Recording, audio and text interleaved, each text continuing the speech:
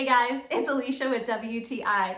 Are you looking for the perfect office chair? Well, this one from IDS Home has totally checked all of my boxes. This Bentwood chair brings function and style to your office space. So I absolutely love the design of this chair. I think it's super beautiful. As far as office chairs goes, I don't think you can get much prettier than this. It has this awesome wood grain. This is a walnut finish. It has a PU leather upholstery, which is really nice quality. It's super soft and it has some reinforced stitching, so you know that it's gonna last for a long time. And I appreciate the padding on the armrest as well, which gives your elbows that little bit of extra comfort, especially when you're typing on the computer.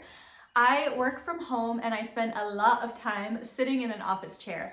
And even after 8 hours at the computer, I am still comfortable at the end of the day. This chair offers a lot of support, it's super ergonomic, and it's adjustable for your height so you can make it work for you.